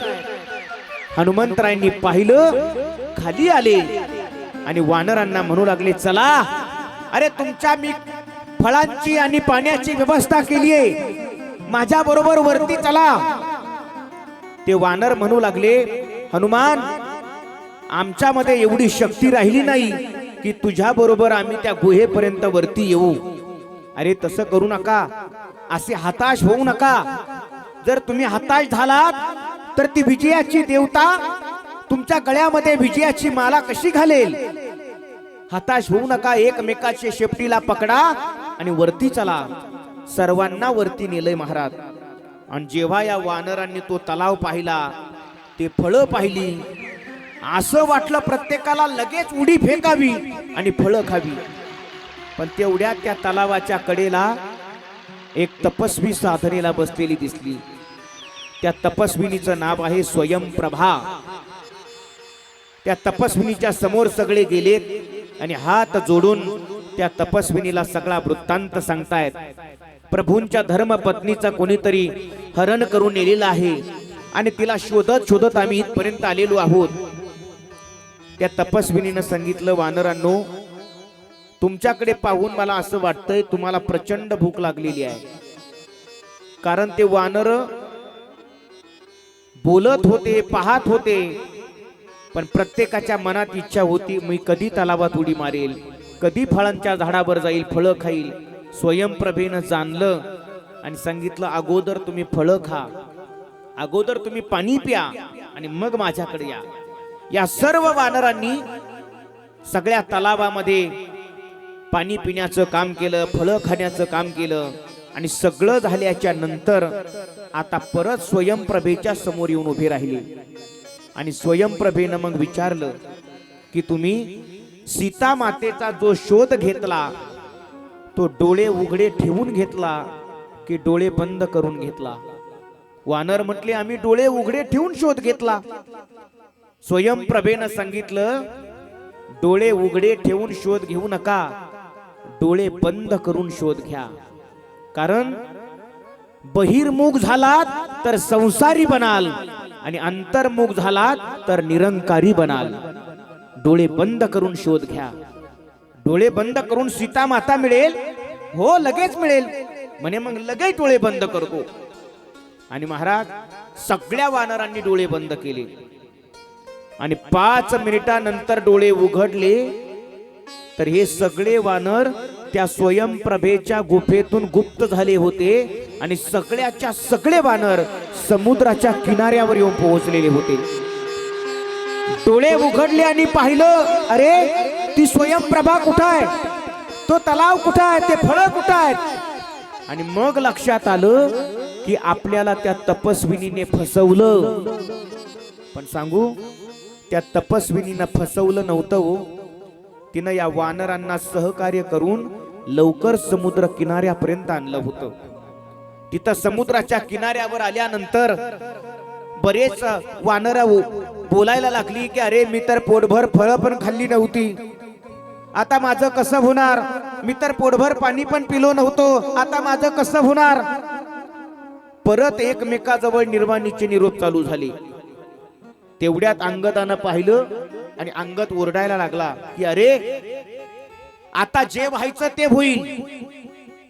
आपण जरी प्रभू कार्यामध्ये सफल नाही झालो, पण आता प्राण देऊ या प्रभूच्या कार्यामध्ये, पण आता माघारी जायचं नाही. आणि तेवढ्यात त्यांना आवाज आला की वा देवा, अरे तुझे माझ्यावर किती उपकार आहे देवा. मी अनेक वर्षापासून भुकेलेलो आहे देवा. एवढे सगळे वानर माझ्या समोर मला भक्ष्य म्हणून दिले देवा, तुझे उपकार कसे फेडू रे. आवाज आल्याबरोबर सर्वांनी वर पाहिलं तर वर एक प्रचंड मोठा गिधाड, पंख जळालेले आहेत, त्याच्या शरीरामध्ये बऱ्याच दिवसाचं अन्न नाहीये आणि एवढे वानर आता मरायला तयार झालेले. त्याला आनंद वाटला हो. तुम्हाला सांगू, मरायचं बोलणं अवघड आहे, पण जेव्हा मृत्यू समोर येतो ना महाराज, त्यावेळेला कठीण काम होऊन जातं. बरं का, ध्यानात ठेवा, त्यावेळेला कठीण काम होऊन जातं.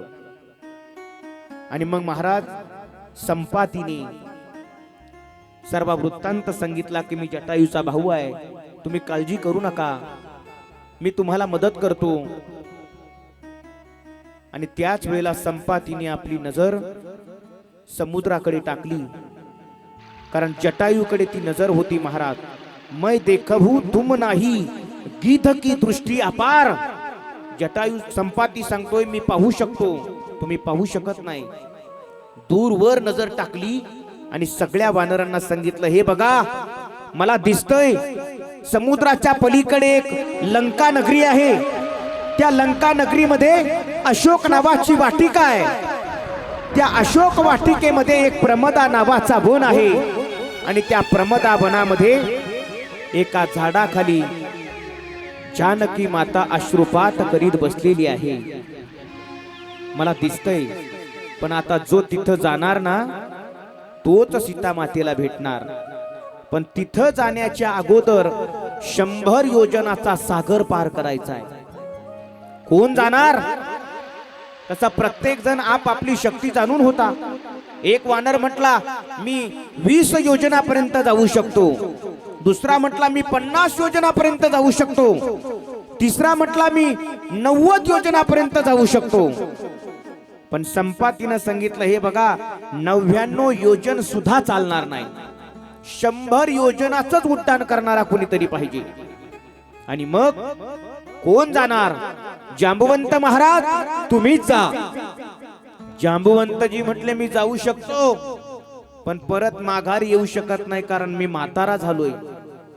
जांबुवंतानं गोड वाक्य वापरलं, अंगदजी तुम्ही आमचे तुकडी प्रमुख आहात आणि ही धाडसाची मोठी कामं ही सगळी तुकडी प्रमुखानं करायची असतात, तुम्हीच जा ते उड्डाण करून. अंगद सांगतोय मी जाऊ शकतोय, परत माघारी पण येऊ शकतो, पण जर मी लंकेमध्ये गेलो आणि रावणाचा मुलगा अक्षय कुमारानं जर मला पाहिलं तर माझी अर्धी शक्ती कमी होणार, मी परत येऊ शकणार नाही. मग कोण जातय? तेवढ्यात जांबुवंतजीची नजर बाजूला उभे असणाऱ्या हनुमंतरायांकडे गेली. हनुमान, तू काय करू शकतो? हनुमंतराय हात जोडून उभे आहेत. प्रभू, मी काही करू शकत नाही, मला उड्डाण करता येणार नाही. का? कारण हनुमंतरायाला ऋषीचा शाप होत आहे का? आता ते सगळं चिंतन सांगायला आपल्याकडे वेळ नाहीये, वेळ कमी आहे. ऋषीचा शाप होता की तुझ्या शक्तीचं विस्मरण होईल तुला, आणि जर कोणी त्या शक्तीचं जागरण करून दिलं तर परत तुला ती शक्ती प्राप्त होईल. म्हणून हनुमंतराय सांगतात मला ते जमणार नाही. पण जांबुवंतजी महाराज हनुमंतरायांना सांगतात, हनुमान तू करू शकतो हे काम. अरे तुझ्यामध्ये एवढी प्रचंड शक्ती आहे हनुमान की तू असा एक सागर नाही, असे 100 सागर जरी समोर आले ना तरी सुद्धा तू त्यांना पार करून जाऊ शकतो.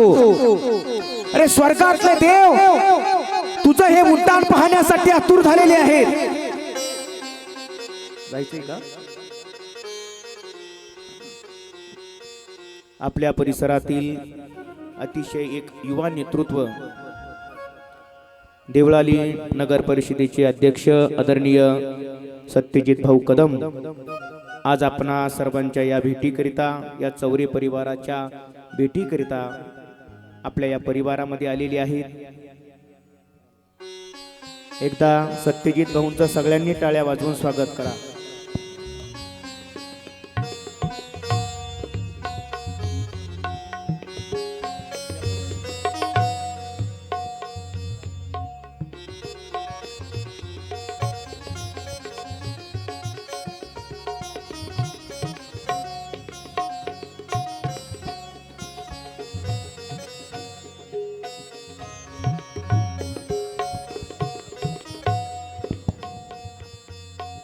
चौरे परिवाराच्या वतीने देवळाली नगर परिषदेचे नगराध्यक्ष, युवा नेतृत्व दादांचे मनपूर्वक धन्यवाद व्यक्त करतो.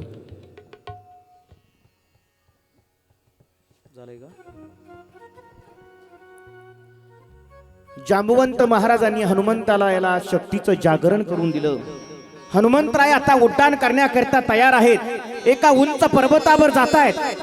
आपला पाय त्या पर्वतावर रोवतायत. पाय रोवल्याबरोबर त्या पर्वतातले सगळे धातू पिघळून वर येत आहेत आणि जय श्रीराम हनुमंतरायाचं उड्डाण सुरू होत आहे. ते उड्डाण प्रचंड मोठं उड्डाण आहे. 100 योजनाचा सागर पार करून जायचंय आणि तो पार करून हनुमंतराय काही वेळातच गेलेले आहेत. का? मध्ये सगळे राक्षस भेटत गेली. हनुमंतराय त्यांना यमसदनी पोहोचवत गेली. मग सिंहिका भेटली, मैनाथ पर्वत भेटला, ईर्ष्या नावाची राक्षसीने भेटली. सगळ्यांना मारून हनुमंतराय लंकेत पोहोचले. आणि या मुलांना खाली बसवा तिकडे. आता खाली बसा, खाली बसा पोराओ, खाली बसा. हनुमंतराय ज्या वेळेला लंकेत पोहोचले, लंकेत पोहोचल्यानंतर हनुमंतरायांनी लंका पाहिली हो आणि विचार करतायत, अरे स्वर्गातल्या देवांनी जरी आक्रमण केलं ना तरीही लंका जिंकणं एवढं सोपं नाहीये. एवढी सुरक्षा व्यवस्था त्या लंकेची होती ना, चित पाखराला सुद्धा त्या लंकेमध्ये जायला महाराज परवानगी नव्हती. एवढी सुरक्षित असणारी लंका आहे आणि त्या लंकेमध्ये हनुमंतरायाचं आगमन होतंय. ते आगमन थोड्याच वेळामध्ये होईल. तोपर्यंत सर्वांनी आपापल्या जागेवर उभं राहायचं आणि भगवंताचं भजन करायचं.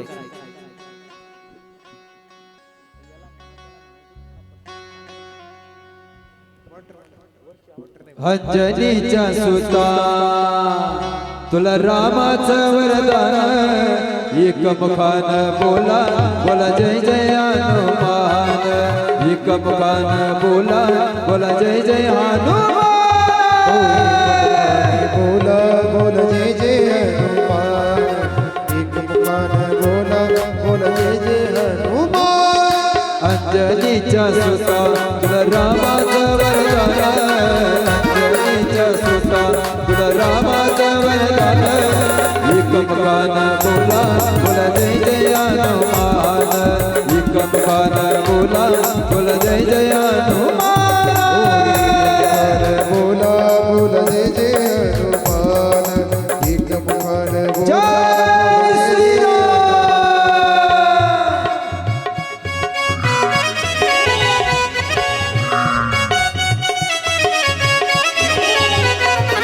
सर्वांनी टाळी वाजवायची, टाळी.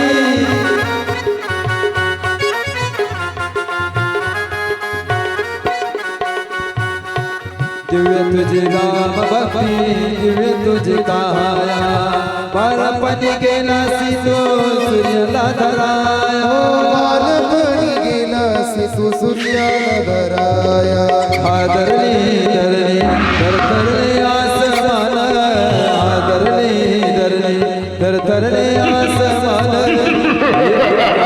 बोला बोला जय जय हनुमान, एक गाना बोला बोला जय जय हनुमान, बोला बोला जय जय हनुमान, एकमुखानं बोला बोला जय जय हनुमान. कॅमेरावाले खाली साईड साईडला बसा तुम्ही थोडं त्यांना येऊ दे ना इकडे.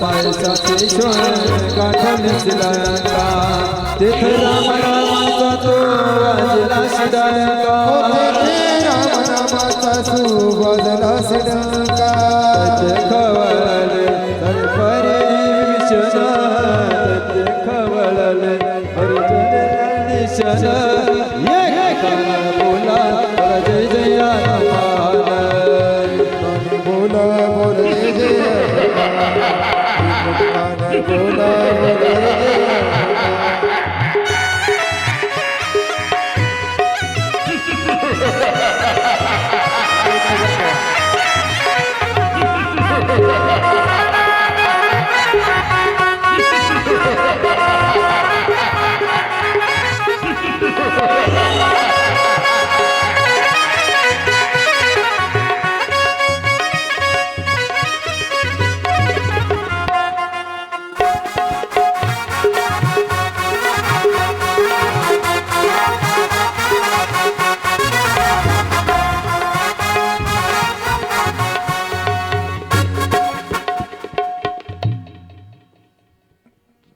छम छम नाचे देखो वीर हनुमाना छम छम नाचे देखो वीर हनुमाना चम चम नाच देखो वीर हनुमाना चम नाचे देखो वीर हनुमाना कहने लगे से राम का दीवाना कहने लगे से राम का दीवाना चम चम नाच देखो वीर हनुमाना छम नाचे देखो वीर हनुमान हो चम चम देखो नाच वीर हनुमाना छम छम नाचे देखो वीर हनुमान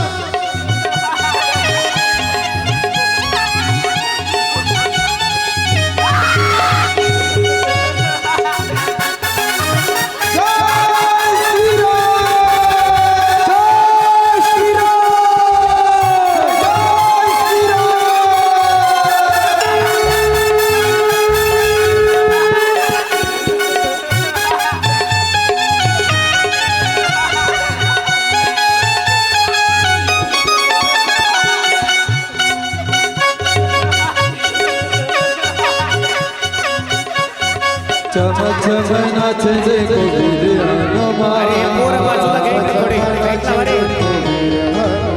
हो चम चम नाच देखो वीर हनुमाना ओ छम छम नाचे देखो वीर हनुमान कहते लोग इसे राम का दीवाना कहते लोग इसे राम का दीवाना चम चम जय हो देखो वीर हनुमाना छम छम नाचे देखो वीर हनुमान चम चम नाच देखो वीर हनुमाना हे बघा कॅमेरावाल्यांनी जरा साईडला राहा तिथं ना पण तुम्हाला शूटिंग काढता येईल आपापल्या जागेवरून बजरंग बलीचं आगमन झालंय आपण तिथं सगळी गर्दी करताय पुढं आपापल्या जागेवरून बघायचं सर्वांनी एकदा सगळ्यांनी हात वर करा जोरदार जय घोष करा जय श्रीराम जय जय श्रीराम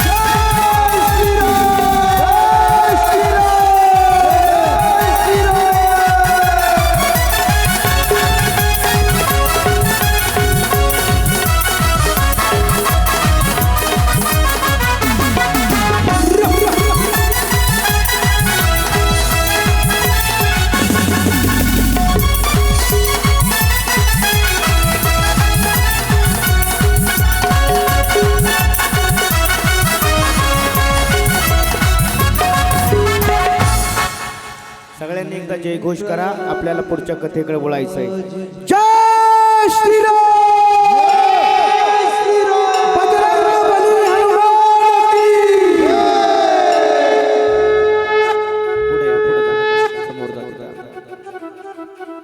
बजरंग बली हनुमंतराय लंकेमध्ये पोहोचलेले आहेत.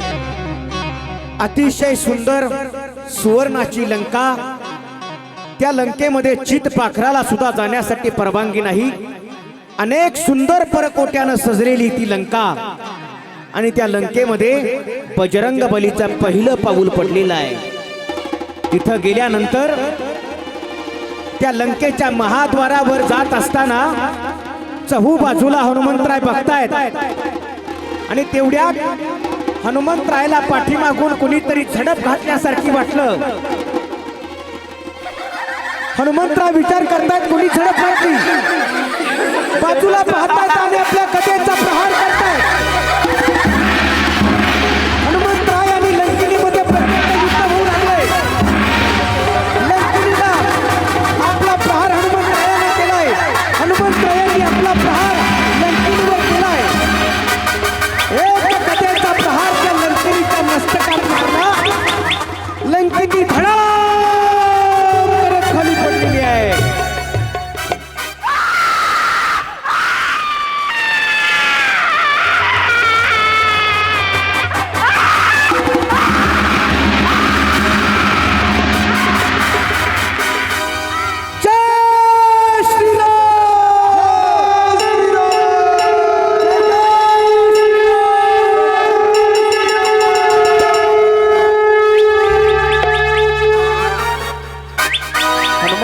लंकिनीला मारलं. लंकिनी घायाळ होऊन पडलेली आहे.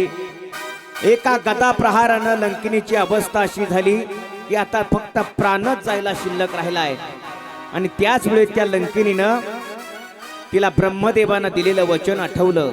ब्रह्मदेवानं सांगितलं होतं काळजी करू नकोस. ज्या दिवशी एक वानर या लंकेमध्ये येईल आणि त्याच्या गदा प्रहाराने तू घायाळ होशील, समजून जा रावणाची उतरती कळा लागलेली आहे. आणि त्यावेळेला लंकिनीला हा विश्वास पटला. लंकिनीनं हनुमंतरायाकडे पाहत पाहत आपला प्राण सोडून दिला. आता हनुमंतरायांनी मशक समान रूप धरलेलं आहे आणि त्या लंकेमध्ये गेलेले आहेत. हनुमंतरायांना त्या लंकेमध्ये अतिशय वेगवेगळ्या प्रकारची दृश्य दिसली. त्या रावणाने हजारो पळवून आणलेल्या स्त्रिया त्या बंदीखान्यामध्ये होत्या.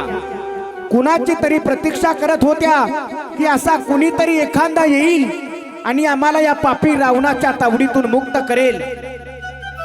हनुमंतरायांनी सगळीकडे सीता मातेचा शोध घेतला. हनुमंतरायांना सीता माता मिळत नव्हत्या. शेवटी मनात विचार आला, अरे संपाती महाराजांनी सांगून ठेवलंय अशोक नावाची वाटिका आहे, त्यामध्ये प्रमदा नावाचा वन आहे, तिथं गेल्याच्या नंतर आपल्याला सीता माता मिळणार आहे. हनुमंतराय अशोक वाटिकेमध्ये जात आहेत. अशोक वाटिकेमध्ये गेल्यानंतर मोठमोठी वृक्ष आहेत. त्या वृक्षावर बसतायत. आपलं वजन अत्यंत हलकं करतायत. त्या वृक्षावर बसून फळं खातायत. थोड्याच वेळामध्ये एक लंकिनी राक्षसिनी त्या अशोक वाटिकेची संरक्षण करती त्रिजटा सीता मातेच्या जवळ आली आणि मातेला म्हणू लागली, माते काळजी करू नका. मला ना काल रात्री स्वप्न पडलं. माझ्या स्वप्नात की नाही एक वानर आलं. स्वप्नात वानर आलं हे त्रिजटा म्हणते. तेवढ्या झाडावर बसलेलं वानर दचकून बसलं. अरे हिला कसं कळलं? म्हणे त्यानं लंका जाळली. आणि माते मला अनुभव आहे. मला पडलेली जे स्वप्न आहेत ना ती पुढच्या 4-5 दिवसाच्या आत खरी होतात.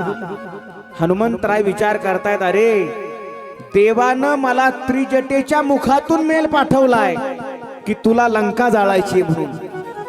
भगवान प्रत्येक वेळेला आपल्या समोर येत नसतो. कुणाच्या तरी माध्यमातून एखादा शब्द आपल्याला असा ऐकायला मिळतो की ती आपल्या जीवनाचं साध्य बनून जातं. देवानं त्रिजटेच्या माध्यमातून हनुमंतरायाला निरोप दिला की हनुमान तुला लंका जाळायची. आणि तेवढ्यामध्ये अचानक त्या राक्षसिनीची धावपळ सुरू झाली. आवाज आला, महाराज लंकेश पधार रहे हैं। लंकापती रावण आपल्या धर्मपत्नी बरोबर मंदोदरी बरोबर त्या ठिकाणी आला आणि सीता मातेला म्हणू लागला, सीते, ए सीते, मी कामांत झालेलो आहे, तू त्या रामाचा विचार सोडून दे, माझी भार्या व्हायला तयार हो, तुला लंकेची राणी बनवीन। अगं तो वनवासी राम इथे येऊ शकत नाही आणि आला तिथे तो वनवासी राम तर जिवंत माघारी जाऊ शकत नाही, म्हणून माझी भार्या व्हायला तयार हो। सीता मातेने सुद्धा सांगून टाकलं, रावणा पाप्या, अरे माझ्या प्रभूची नजर अजून तुझ्यावर पडलेली नाही, पण ध्यानात ठेव, ज्या दिवशी माझ्या प्रभूची आणि तुझी गाठ होईल ना, त्या दिवशी तुझं वाचणं अशक्य आहे, तुला त्या दिवशी या जगात कुणीही वाचवू शकणार नाही। अरे कुठं तू काजवा आणि कुठं तो सूर्य, अरे कुठं तू कुत्रा आणि कुठं तो सिंह। ज्या वेळेला सीता मातेनं अशी तुलना केली ना, बायकोच्या समोर मला अपशब्द बोलते, तलवार घेतली आणि सीता मातेवर धावून गेला, सीते, मंदोदरीने तलवार धरली आणि सांगितला, प्रभू स्वामी तुम्ही मारू शकत नाही, ती एक आपला आहे आणि स्त्रीवर अत्याचार करणं, शस्त्र चालवणं ही आपली संस्कृती नाहीये। मंदोदरीनं रावणाला थांबवलं, पण रावण जाता जाता सांगून गेला, सीते, तुला 2 महिन्याची मुदत देतो, 2 महिन्याच्या आतमध्ये जर तू माझी भार्या व्हायला तयार झाली नाहीस ना, तर तुझे केस पकडून तुला फरफटत पाकशाळेमध्ये ओढत केलं जाईल, तुझ्या खांडोळ्या केल्या जातील आणि तुझं शिजवलेलं मांस मी खाईन, पण तुला परत त्या रामाच्या स्वाधीन करणार नाही। 2 महिन्याची मुदत देऊन रावण निघून गेला आणि आता मात्र बजरंगबलीनं विचार केला, मला सीता मातेबरोबर बोलायचंय। बजरंगबलीनं उडी मारली, सीता मातेबरोबर संभाषण केलं, ते कोणत्या भाषेत केलं तर अवधी भाषेत केलं। सीता मातेकडून एक चूडामणी घेतला, रामप्रभूंना देण्याकरिता ती मुद्रिका सीता मातेला दिली आणि आता मात्र हनुमंतराय विचार करतायत, मला प्रभूंचं कार्य पूर्ण करायचं आहे, ते कार्य करण्यासाठी मला लवकर गेलं पाहिजे, पण कसं जायचं? त्या रावणाच्या नगरीमध्ये विध्वंस करायला सुरुवात केली, अशोक वाटिकेची फळं तोडली, झाडं उपटून टाकलेली आहे। ज्या वेळेला रावणाला कळालं, रावणानं आपला अक्षय कुमार नावाचा मुलगा पाठवला, हनुमंतरायाने एका गदा प्रहाराने अक्षय कुमाराचा चेंदा केला। रावणाने आपला दुसरा मुलगा, ज्यानं भर तारुण्यामध्ये इंद्रावर विजय मिळवला होता, तो मेघनाथाचा इंद्रजित, तो इंद्रजित आता हनुमंतराया बरोबर युद्ध करायला आलाय। हनुमंतरायाने विचार केला, आता संधी आहे रावणाच्या दरबारात जायला। इंद्रजितानं ब्रह्मपाश फेकलं, हनुमंतराय ब्रह्मपाशामध्ये अडकले आणि आता बंदी करून रावणाच्या दरबारात नेलंय। दरबारात नेल्याच्या नंतर रावण सांगतो, हे वानरा, तू आमच्या लंकेचा विध्वंस केलास, कशा करता आला? म्हणे तुम्ही आमच्या प्रभूची पत्नी चोरून आणलेली आहे।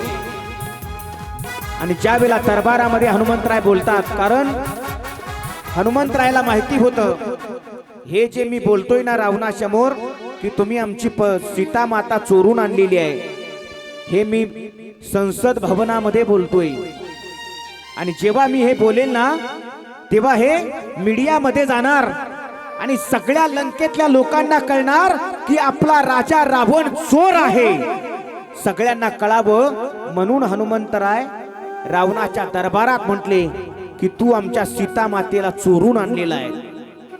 आणि त्यावेळेला रावणाला ते सहन झालं नाही, याला काय शिक्षा द्यावी, याला मृत्यू द्या। तसा बिभीषण उठला आणि म्हणू लागला, दादा तो दूत आहे आणि दूतावर असा अत्याचार करणं, त्याला मृत्यूदंड देणं हे शोभा देत नाही तुम्हाला, आपण असं करू शकत नाही। मग मग म्हटले या वानराला आपली शेपटी प्रिय असते, हे काम करा म्हणले, याच्या शेपटीला आग लावा. आणि मग चला आग लावण्याची तयारी करा. तिथं सगळे असणारे कापड दुकानदार पुढे आले आणि हनुमंतरायाच्या शेपटीला लावायला कापड देऊ लागले. हनुमंतराय फक्त त्या कापड दुकानदाराकडे बघत होते आणि त्या कापड दुकानदाराचा घर नंबर ध्यानात ठेवत होते. ज्यांनी ज्यांनी कापडावर टाकायला तेल दिलं त्या सगळ्यांचे दुकानदारांचे नंबर ध्यानात ठेवत होते. आणि आता मात्र हनुमंतरायांच्या शेपटीला अनेक चिंध्या गुंडाळलेल्या आहेत. हनुमंतराय आता त्या नगरीचा विध्वंस लंका जाळण्याच्या तयारीत आहे. आणि त्याच वेळेला रावणाच्या मुलाने हनुमंतरायांच्या शेपटीला आग लावण्याचं काम सुरू केलंय. ते वरचं काढायचं सांगितलं होतं ना मला, तिथं वर ठेवायचं होतं कापड काढून.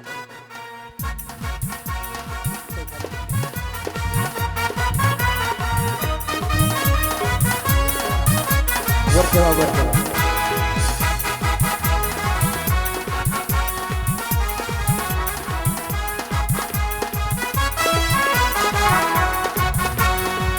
तिथून काही मुलं बाजूला करा सगळे आता.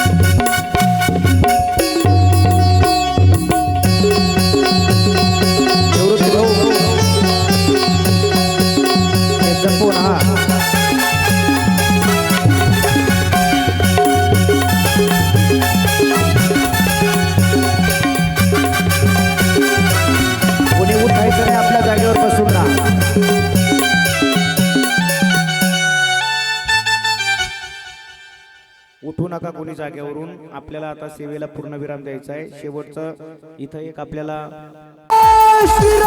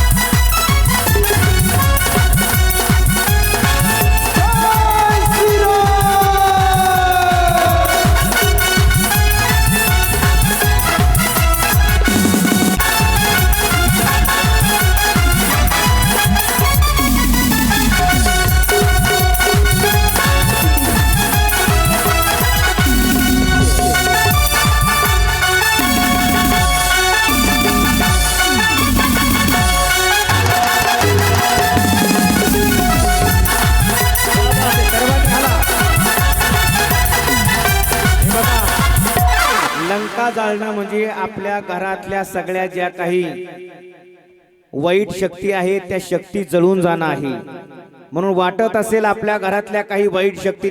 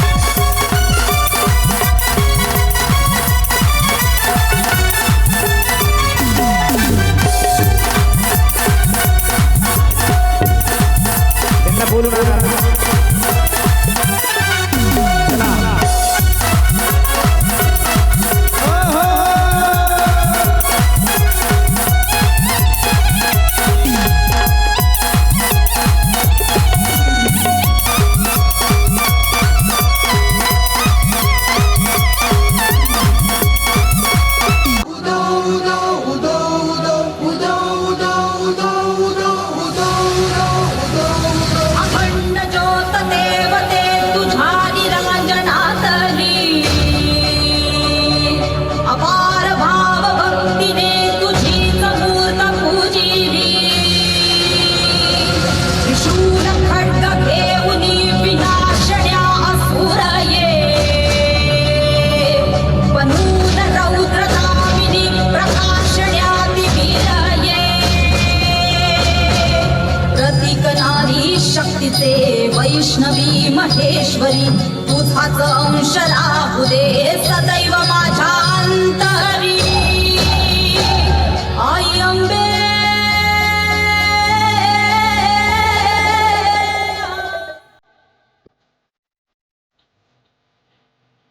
खाली बसा सर्वांनी.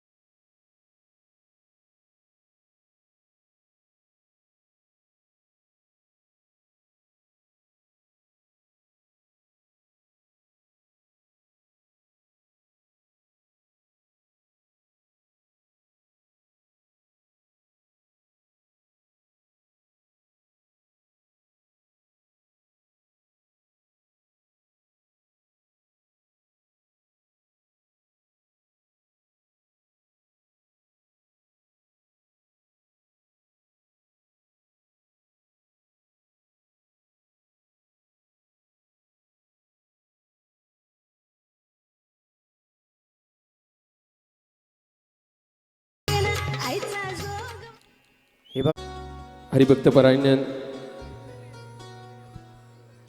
सोबतच युवा उद्योजक आसिफभाई पटेल मनपूर्वक सार सार मुर्गेंद्र सदा वसंत हृदयारविंदे भव भवानी से जय नमः हे राजा राम तेरी